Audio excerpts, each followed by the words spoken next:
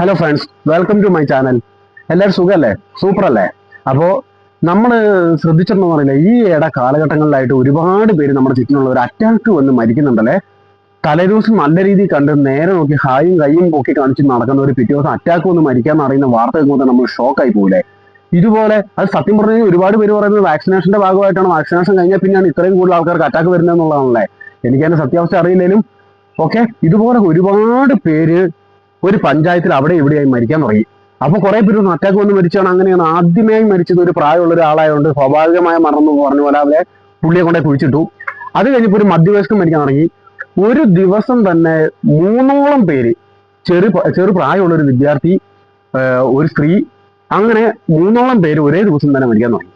അപ്പോൾ പെട്ടെന്ന് ഇതിനെ സീരിയസ്നെസ് ആയിട്ട് എടുത്തു. ഇവരെ പോസ്റ്റ്മോർട്ടത്തിന് അയച്ചു. പോസ്റ്റ്മോർട്ടം ചെയ്ത് കഴിഞ്ഞപ്പോൾ മനസ്സിലായേ ഏതോ ഒരു പോയിസന്റെ കറക്റ്റ് നെയിം അറിയില്ല, ആ പോയിസൺ ഉള്ളിൽ ചെന്നതിന്റെ ഭാഗമായിട്ടാണ് ഇവർ മരണപ്പെട്ടിരിക്കുന്നത്.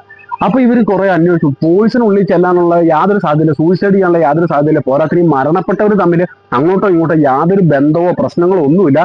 ആ ഒരു കണക്ഷൻ പോലീസിന് എത്ര അന്വേഷിച്ചിട്ട് മനസ്സിലാവുന്നില്ല. ഈ പോലീസ് അന്വേഷണം നടക്കവേ തന്നെ അടുത്ത ദിവസം മറ്റൊരു മരണം ഉണ്ടാവുന്നു, അടുത്ത ദിവസം മറ്റൊരു മരണം. ഇതോ ഒരു പർട്ടിക്കുലർ ഏരിയയിൽ അല്ലാതെ ഒരു പഞ്ചായത്തിൽ അവിടെയും ഇവിടെയുമായിട്ട് ഓരോരുത്തരും മരിക്കാൻ തുടങ്ങി.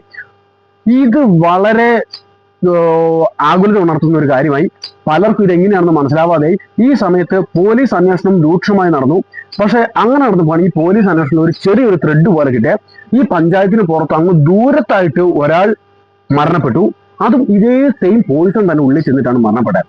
അതിന്റെ ഭാഗമായിട്ട് അന്വേഷണം നടത്തിയപ്പോൾ അയാള് ഈ പഞ്ചായത്തിന്റെ ഒരു കടയിൽ വന്നിട്ടുണ്ടായിരുന്നു. വന്നിട്ട് അവിടുന്ന് കുറച്ച് വാഴപ്പഴം, ഏത്തപ്പഴം അല്ലേ, പഴം മേടിച്ചിട്ട് പോയിട്ടുണ്ടായിരുന്നു. അപ്പോൾ അവർ ആ പഴത്തിന്റെ തൊലികൾ അവിടെ നിന്ന് കണ്ടെത്തി. അതിന്റെ അന്വേഷണത്തിന്റെ ഭാഗമായി അവർക്ക് കറക്റ്റ് മനസ്സിലായി ഈ വാഴപ്പഴത്തിലൂടെയാണ് ഈ വിഷം മുഴുവൻ ഓരോരുത്തർ ആൾക്കാരിലും ചെന്നേന്ന്. പോലീസുകാർ ഈ മരണപ്പെട്ട വീടുകളിൽ നിന്ന് കാര്യങ്ങൾ അവർ അന്വേഷിച്ച് നോക്കിയപ്പോൾ ശരിയാണ്, പല കടകളിൽ നിന്നോട്ടോ, അല്ലാണ്ട് ഒരു കടയിൽ നിന്നല്ല, ആ പഞ്ചായത്തിലെ ഓരോ പല കടകളിൽ നിന്നായിട്ട് വാഴപ്പഴം മേടിച്ച് വാഴപ്പഴം കഴിച്ചവരാണ് ഈ മരണത്തിന് ഇടയായിട്ടുള്ളത്. അപ്പൊ പോലീസുകാർക്ക് മനസ്സിലായി വാഴപ്പഴത്തിൽ ആരോ വിഷം നൽകുന്നുണ്ടെന്നുള്ളത്. പക്ഷേങ്കിൽ ആദ്യം ഇവർ വിചാരിച്ചു പഴം എന്ന് പറയുന്നതിൽ എന്തോ വൈറസ് കയറിയതാണോ. അങ്ങനെ പല കൃഷിയുടെ ഭാഗങ്ങളിലുള്ള വാഴപ്പഴങ്ങൾ പല ടെസ്റ്റുകൾക്കും വിധേയമാക്കി. എന്നാൽ കൃഷിക്ക് നൽകിയ കൃഷിയിൽ വാഴക്കൊലയിലൊന്നും ഒരു പ്രശ്നമില്ല. പിന്നീട് ഇവർ നോക്കുമ്പോൾ ഇത് വാഴപ്പഴങ്ങൾ, ഈ കടകളിൽ കാണുന്ന കൊലകളില്ല, കടകളിലെ കൊലകളിലാണ് എന്തൊക്കെയോ പ്രശ്നം വന്നിരിക്കുന്നത്. ഇതിന്റെ അന്വേഷണത്തിന്റെ ഭാഗമായി അവർ CC ക്യാമറയും കാര്യങ്ങളും എല്ലാം അന്വേഷിച്ച് കഴിഞ്ഞപ്പം പൊതുവായി ഒരു യുവാവ് ഈ പല കടകളിലും, പഞ്ചായത്തിലെ പല കടകളിലും വരികയും വാഴപ്പഴം ഒന്നോ രണ്ടോ മേടിക്കുകയും വാഴപ്പഴവുമായി സംബന്ധിച്ച് അവനൊരു കണക്ഷൻ ഉള്ളതിനെ കുറിച്ച് പോലീസ് അന്വേഷണത്തിന്റെ ഭാഗമായി മനസ്സിലായി.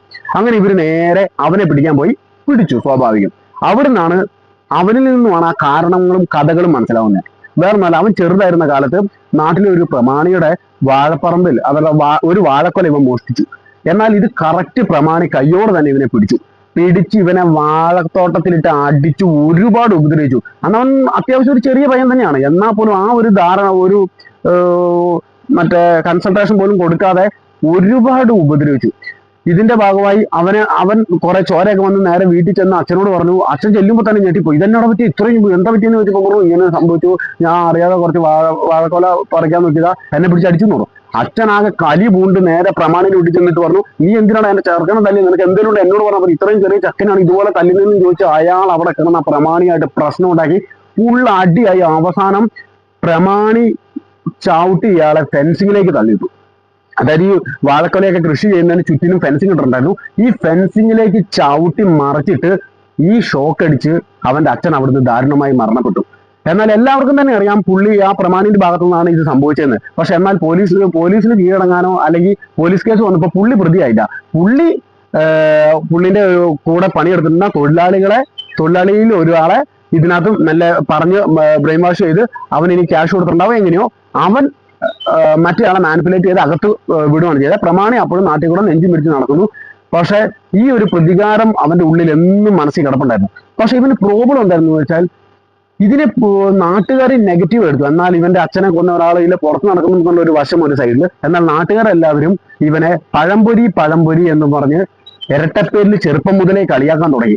ഈ പേര് കേൾക്കുമ്പോൾ തന്നെ ഇവൻ ആദ്യം ഓർമ്മ വരുന്നത് ഇവന്റെ അച്ഛന്റെ മരണമാണ്.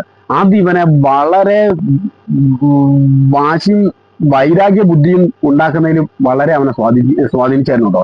അപ്പൊ ഇവന്റെ സ്കീം എങ്ങനെയാന്ന് വെച്ചാൽ ഇവൻ ഒരു ഫുൾ കൈ ഷർട്ട് വിട്ട് ഓരോ കടകളിലും ചെന്ന് ഇവിടെയായിട്ട് ഒരു പോയിസൺ നിറച്ച സിറിഞ്ച് സൂചി അടക്കം ഇങ്ങനെ സെറ്റ് ചെയ്ത് വെച്ച് ഓരോ വാഴപ്പഴത്തിന്റെ ചേട്ടാ ഇത് പഴുത്തോന്നൊക്കെ ചോദിച്ച് ഞെക്കുന്നതിന്റെ ഇടയ്ക്ക് ഓരോ പഴങ്ങളിലായി സിറിഞ്ച് ഉപയോഗിച്ച് മെല്ലെ പോയിസൺ കുത്തി വെച്ചു. അങ്ങനെ അവൻ ഓൾമോസ്റ്റ് ഒരുപാട് കടകളിലെ പഴങ്ങളിലും ഫുള്ള് വാഴപ്പഴങ്ങളില് ഇതങ്ങ് ചെയ്തു. എന്തിനാ? അവൻ ഒരു സാറ്റിസ്ഫാക്ഷന് വേണ്ടിയിട്ട്. എന്തൊക്കെ പറഞ്ഞാലും പോലീസ് അന്വേഷണത്തിന്റെ ഭാഗമായി അവനെ പിടിക്കുകയും അവനെ ശിഷ്ടകാലം ജയിലിലേക്ക് കൊണ്ടുപോവുകയും ചെയ്തു. ഓക്കെ, ഇത് ഒരു ഷോർട്ട് ഫിലിം ആക്കാൻ ആർക്കെങ്കിലും താല്പര്യം ഉണ്ടെങ്കിൽ short film ആക്കിക്കോ.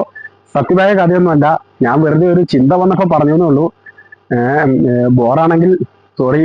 Okay guys, please subscribe. ഇതുപോലെ പല കഥകളും പറയാൻ ആഗ്രഹമുണ്ട്.